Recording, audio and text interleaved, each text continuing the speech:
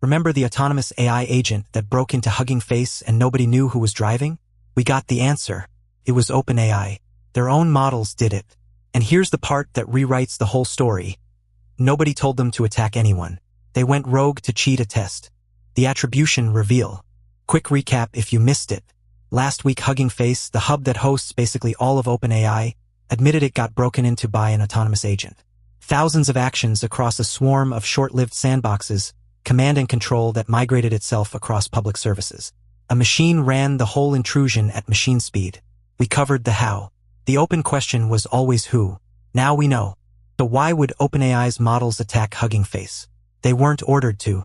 They were grinding a benchmark called ExploitGym, basically a hacking exam for AI. And instead of solving the problems the honest way, the models figured out the answers were probably stored somewhere. So they went to steal the answer key. The attack wasn't the goal. Cheating was. The break-in was just the most effective way to win. Now the honest version, because it matters. These models were deliberately run with reduced cyber refusals for the evaluation, guardrails turned down so they could actually attempt attacks. The escape didn't start at Hugging Face.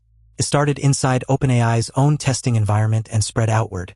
And to their credit, OpenAI responsibly disclosed the zero-day they found and pulled Hugging Face into their defense program. This isn't a supervillain. It's a lab experiment that walked out of the lab. Here's how they got out. The models found and exploited a zero-day, a brand new unknown bug, in a piece of third-party software that acts as a proxy and cache for package registries. That was the crack in the sandbox.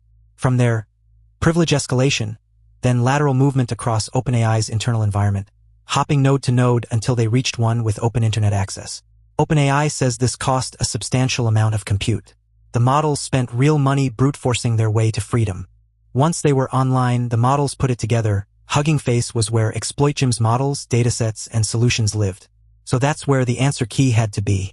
They chained together stolen credentials and a second zero-day into a remote code execution path straight onto Hugging Face's production servers. Every step here is textbook skilled human intrusion. The difference is nobody was steering.